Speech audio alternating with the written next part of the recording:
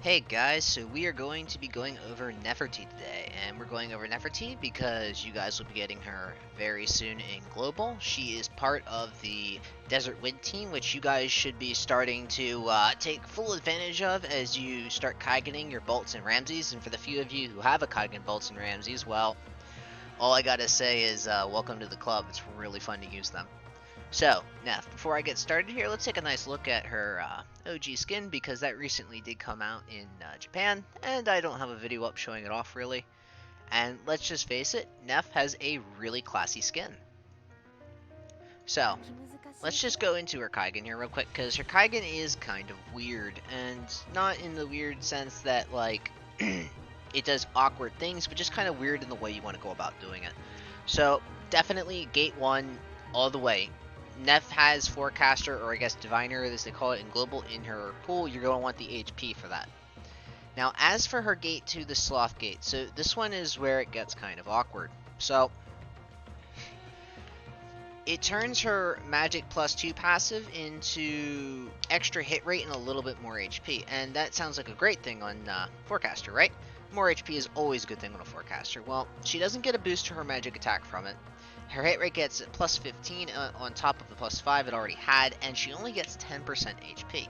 Now, 10% HP is not a ton of HP. I mean, it is a decent amount, but it's not a ton. However, in order to use this skill, she essentially has to give up something else on her Forecaster kit, which is the passive that lets her elements do more damage. And whether that's a good idea to give up or not is kind of debatable. Now, I haven't run the numbers myself, but it's likely she will do more damage with Gate 2. However, I don't think it's mandatory. Neff is going to be absolutely slaughtering things without Gate 2. I think Gate 2 is skippable if you want, but if you want to go all the way, it's definitely usable for sure.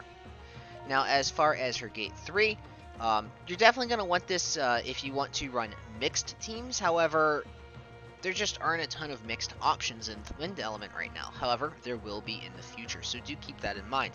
It's going to upgrade her leader skill to 50% HP, 20% 20 wind all damage, 10% physical attack, and she'll keep the 20 to Thunder Exploit.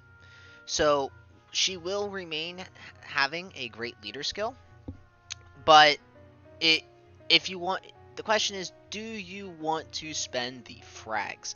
And it's very likely Neff is going to be a limited unit, and you get the same banner that Carla did with the 2.5k gems. It's definitely not easier to get a hold of her shards before she became farmable in Japan.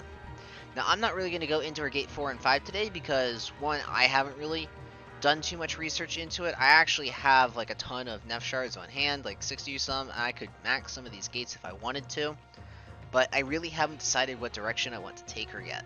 However, if you want my honest opinion, I would say that 523 or 520 is a good goal to aim for Neff for her Kaigan, and then you can wait for her to become farmable. That'll get her to the highest state that she can be without having to spend a ludicrous amount of gems to do it, and she will be an awesome addition to your team. So, gear, and I guess we actually should probably go over the jobs. Now, you guys are not going to have the Armor Mage JE, that's new, but you will most likely have the Sage JE. And, well, I don't have her set up for it right now. Neff, if I remember correctly, can hit about 1,000 magic attack pre-Kaigan. And that's actually a pretty good number for a Sage. She is going to be doing a lot of damage, but my understanding is her HP is a little bit squishy for a Sage, so do keep that in mind. She's going to be outputting some great numbers, but once again, you do have the downsides of the Sage. You don't really have many cast time reductions in her kit other than the shell charge from the Battle Mage, and do you actually want to run a shell charge when you could just run full-on damage? You know, there's a lot of questions around her Sage. It's definitely usable, but it's not my preferred job. I prefer running her as a Forecaster, or as you call them, a Diviner. And part of the reason is because of the Ramses Nunso. So, you guys already know what the Ramses Nunso does, but just a reminder that when it's maxed out, it's plus 480 HP to all the desert units, and the unit group down here that Ramses in with the plus 13 speed that you see there, Neff is also part of that group, so she's going to get a nice big jump in her speed, which will definitely be helpful for her. Another thing to note, if you did not manage to get your hands on a life belt, well, guess what? The Retzius VCR is actually good on her. 500 HP, that's good. It's higher HP than a regen armor, and naturally, if you are running a diviner, you are not going to want to run regen armor. If you're running regen armor on a diviner, you are doing it wrong. You always want to run a high HP armor on diviners, and the nice part about this is only desert units can wear it, so it's a nice thing that you can keep as kind of a, basically this is my filler gear. If I'm going to actually use Neff to clear really hard content, I'll throw a Tamamo VCR on, which is basically the armor equivalent of a life belt. But for now, that's good enough. These other two items are just also kind of filler items, so let me just take these off real quick, just so that way we can take a good look at what she can do, because you guys don't have those items yet. As for her next piece of gear, I highly suggest a piece of speed gear. I guess you guys could use the battlefield drama. I personally would, before recently, would run the princess staff, but the battlefield drama is overall going to be a better option in my opinion. There aren't too many other good staves that you guys have on hand right now that you really have justified using. Remember that diviners do not use magic attack in any calculation other than their rain and I think maybe one skill in their sub. I feel like it's the fire one. So magic attack really doesn't matter. All you really care about is luck and speed. And even with the luck, if you want my honest opinion on the luck AoE from diviners, I don't think it's that great. Don't get me wrong, it does solid damage. Like, you're gonna get like a nice solid like 2, maybe even 3k out of it. But the problem is when you start getting into harder and harder maps, that number becomes less and less relevant, as enemies have like 5,000 or 6,000 HP. Right now, I'm sure it's a lot more relevant global, but as time moves on, that Thunder AoE is going to become less and less useful, and the Wind Nuke is really what you're going to be playing for. So even luck, it's debatable, like, if you actually even need a ton of it to make her work, because most of the time, for me, Neff is, you get to delete 6 enemies, and you get to choose which 6 enemies you delete with the Wind Nuke, and that's about all she does, and after that, she just kind of plays a support. But that's just my personal preference. You obviously don't have to play her that way, and there have been times where that AoE has come in handy. However, a good thing to note is that you can boost the damage of your Wind Nuke by running Magic Modifier, and you have access to that Chipmunk piece of gear. I will run Fiona VCR if I want to do this, and this will actually up the Wind Nuke's damage. Just something to keep in mind. You don't, once again, you don't have to run it. More often than not, if you're doing the Wind Nuke properly, you're not going to need to run that, just because you'll probably delete whatever you want to delete anyways. Other than that, it's really just whatever you want. Although I do, once again, I believe I already mentioned this, you do want to run a piece of speed gear. Plus 10 speed is definitely preferable. That's the reason why I run the Crema VCR on her. It's got 10 speed and 50 luck, which is basically covering her other 2 stats. You obviously won't be getting that until Christmas. Another good option to run on her, which you don't have yet, is the Fujika VCR.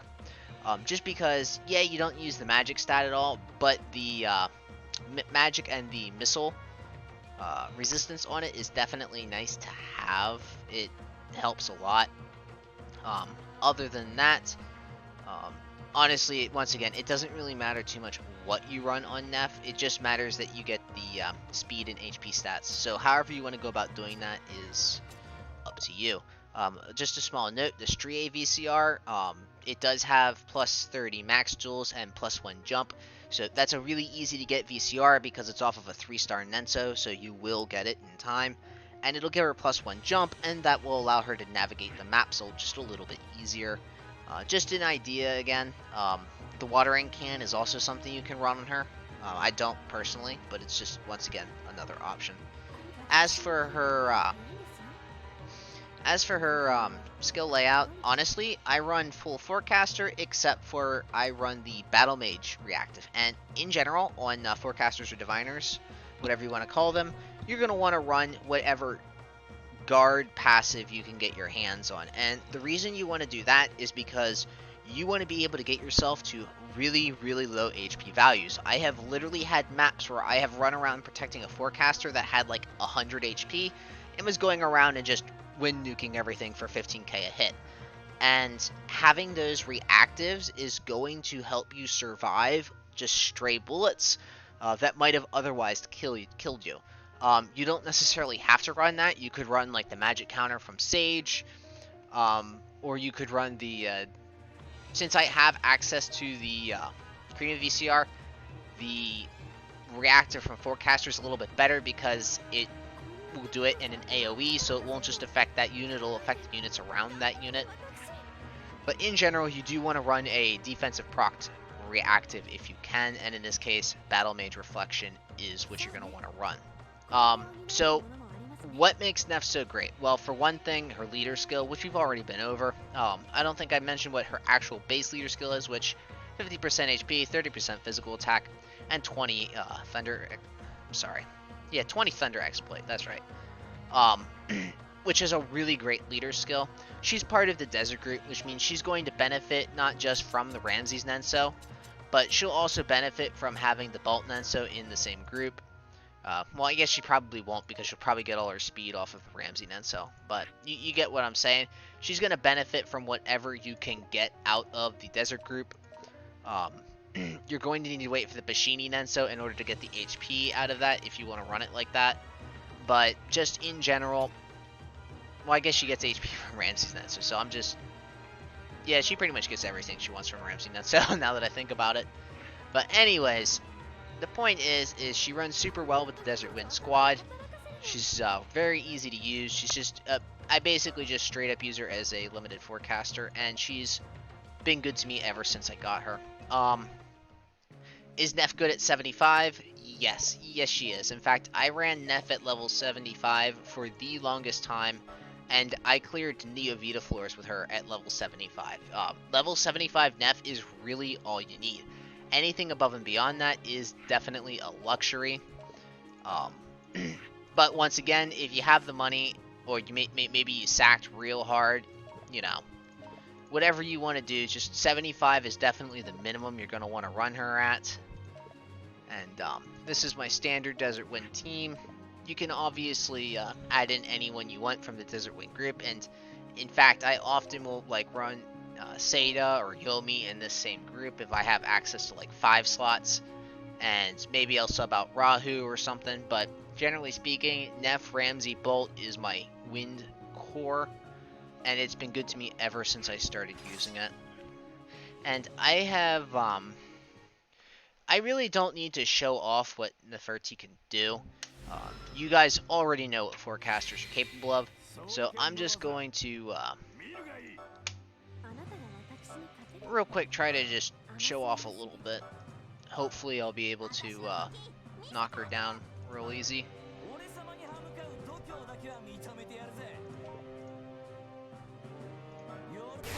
And give you a good idea of what she's capable of.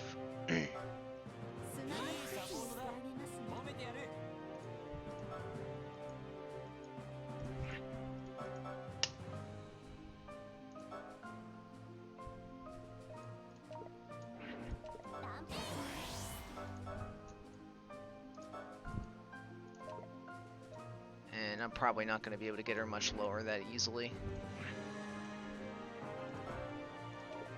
So already, right out of the gate, she's hitting almost 8,000. And remember that I'm not running the life belt on her. I'm running a 500 HP piece of gear instead. And one of the nice things though is that she can do extra damage to thunder units with the wind nuke, letting her hit numbers like 14 or 15k relatively easily from just under half HP, which for a forecaster is pretty safe.